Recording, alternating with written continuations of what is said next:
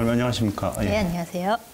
오늘 어영차 바다야 시청자 여러분에게 들려주실 주제는 어떤 겁니까? 바다의 특별한 존재, 설화에 등장하는 상상의 동물인 용과 인어에 대해서 이야기를 해보려고 합니다. 용과 인어요? 네. 재미있을 것 같습니다.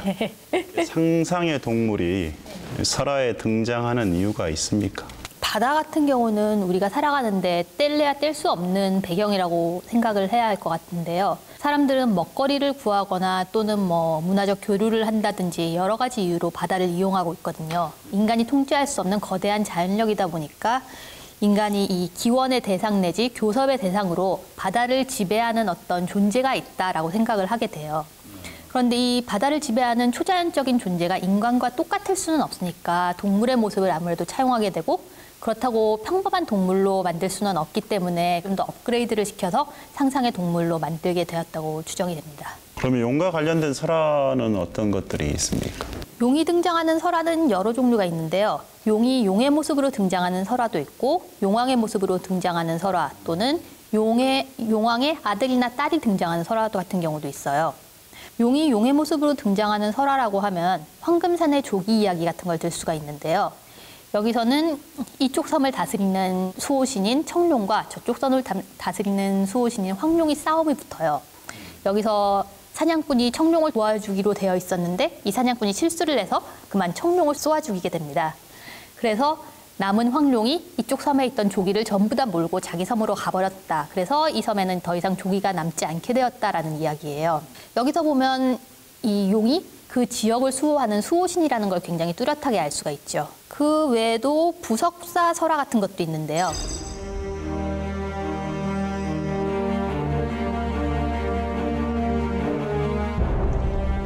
부석사를 지은 사람이 의상대사잖아요. 이 의상대사를 굉장히 사모하는 선묘라는 낭자가 있었다고 해요. 이 선묘 낭자가 현실적으로는 사랑을 이룰 수 없기 때문에 의상대사를 돕겠다라고 생각을 하고 용의 모습으로 바뀌어서 의상대사가 중국으로 유학을 갈 때도 그 바닷길을 평안하게 지켰고 돌아와서 이 부석사를 건립하려고 할 때 부석사 자리에 잡기들이 많이 있어서 이 선묘 낭자가 변신한 용이 다시 커다란 바위의 모습으로 변해서 그 잡기들을 쫓아버렸다라고 합니다. 그래서 부석사의 부석이라는 이름이 바로 그 바위를 지칭하는 이름이에요. 그 외에 또 용왕의 아들이나 딸이 등장하는 이야기로는 가장 흔한 타입의 이야기가 어부가 잉어나 자라를 잡았는데 이게 너무 불쌍해서 놓아주었는데 다음날 보니까 얘가 용왕의 아들이라서 이 어부에게 고마움을 표현하기 위해서 용궁으로 초대를 하고 금은보화를 줘서 돌려보냈다라는 이런 응보담의 경우가 많이 있어요. 용이 이렇게 설화에 많이 등장하는 이유가 있습니까? 용이 바다를 다스리는 신일 뿐만 아니라 날씨를 관장하는 신이기도 해서 그래요. 용이 나오는 설화 같은 경우는 굉장히 특이한 게 바닷가뿐만이 아니라 내륙에 있는 설화에서도 굉장히 많이 등장을 하거든요. 용신 또는 용왕이라는 모습으로. 그 이유가 농경사회에서는 아무래도 비가 굉장히 중요하잖아요. 그런데 바로 이 용이 비를 내리게 하는 신이기 때문에 내륙의 설화에서까지도 많이 등장을 하게 됩니다. 도서지역 같은 경우에는 당연히 식수가 굉장히 귀하잖아요. 그래서 도서지역에서는 용에게 바치는 제사 같은 경우도 굉장히 많이 있고요.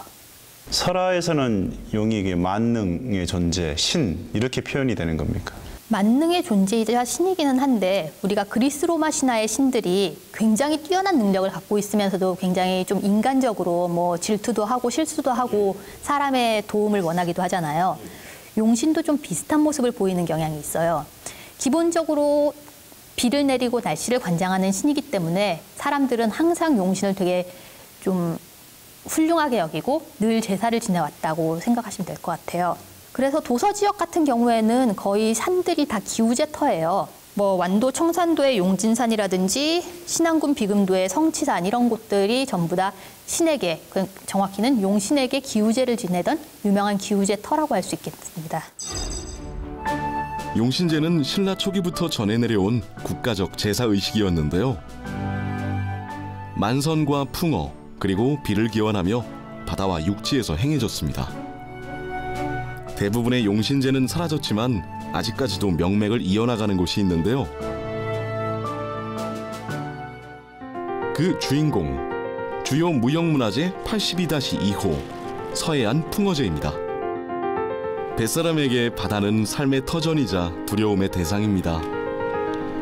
날씨가 평온할 때는 물고기를 잡게 해주지만 비바람이 불면 한순간에 배를 삼켜버리곤 하죠. 그래서 만선과 풍어, 바다 날씨의 안녕을 기원하는 것은 빠뜨릴 수 없는 연례 행사입니다.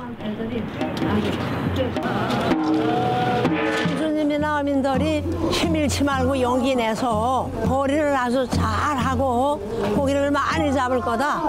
그런 자신감을 잃지 않고 가지고 했으면 더 잘 벌고 잘 될 거로 생각합니다. 용신제는 지역에 따라 갯제, 풍어제 등으로 명칭이 다릅니다. 방식이나 시기도 차이가 있죠. 환경이 차이나기 때문입니다. 하지만 평안과 풍요를 기원하는 바람만은 하나입니다. 용이 사는 곳은 어떤 곳입니까?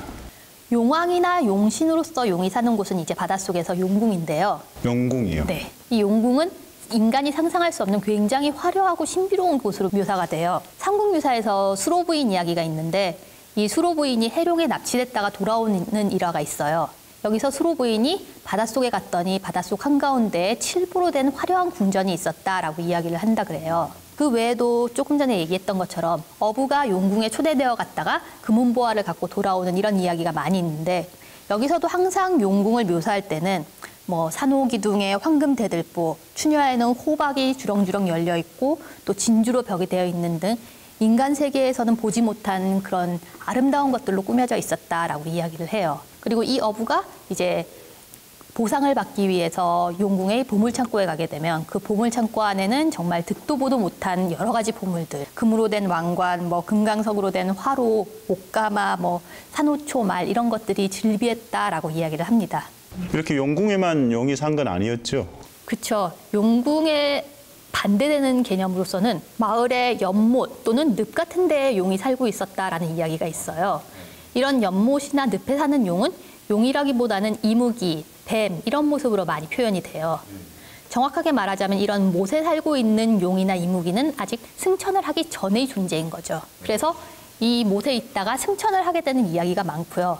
이 마을에 있는 사람들은 대부분 이 못에 이무기가 살고 있다 또는 용이 살고 있다는 걸 이미 알고 있어요. 그래서 이곳을 귀하게 여긴다든지 또는 피한다든지 하는 이야기가 많이 나오고요. 못 속에 살고 있는 이무기나 용은 한 마리가 살 때도 있는데 때로는 뭐 암수 이런 부부용이 살 때도 있고 심지어는 여러 마리가 함께 살면서 승천을 같이 기다리는 경우도 있습니다. 용의 승천과 관련된 설화들도 또 있습니까? 크게 두 개로 나눠볼 수가 있어요. 하나는 인간이 용의 승천을 도와주는 이야기.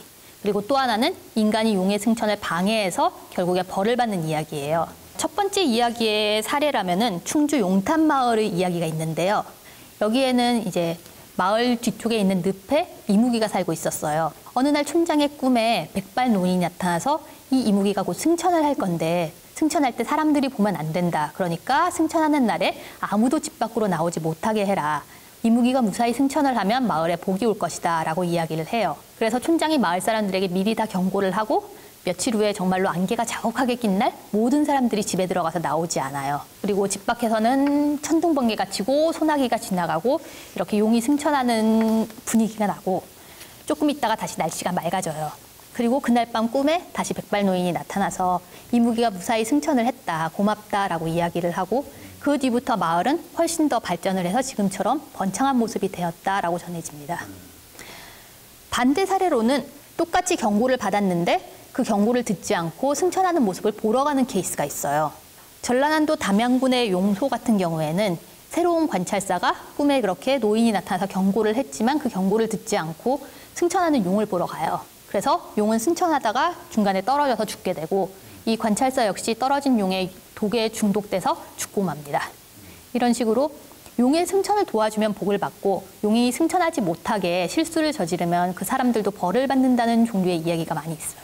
용의 승천이 왜 그렇게 중요합니까? 용이 승천하기 전까지는 아직까지 그냥 뭐 이무기나 뱀, 평범한 존재인 거예요.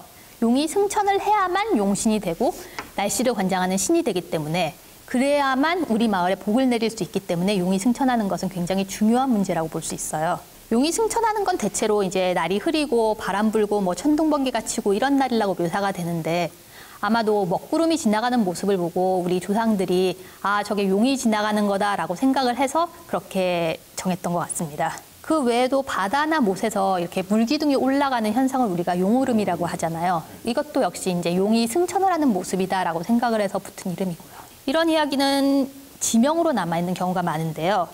예를 들어서 전남 고흥군에 있는 용섬은 이무기가 착한 일을 하고 이 섬의 가운데 있는 노홍을 타고 승천했다고 그래요. 그래서 섬 이름이 용섬이 된 거고요. 우리나라의 바닷가에는 용과 관련된 지명이 남아있는 지역이 곳곳에 존재합니다. 대표적인 곳이 전라남도 고흥군에 위치한 용섬입니다. 약 200여 명의 주민들이 미역, 다시마 등의 수산물을 양식하며 살아가는 바닷가 마을. 마을 앞쪽 바다에 위치한 작은 섬이 용섬인데요. 지금은 방파제로 인해 육지와 연결되어 있습니다. 하지만 예나 지금이나 마을을 든든히 지켜주는 수호신입니다. 용섬에 올라보면 깊은 골이 패여져 있는데요. 용이 살았던 흔적이랍니다. 다음은 제주도에 위치해 있는 용두암입니다. 용두암과 관련해서는 여러 가지 설화들이 전해 내려오는데요. 한라산의 옥구슬을 훔쳐 달아나다 산신이 쏜 화살을 맞고 떨어진 용.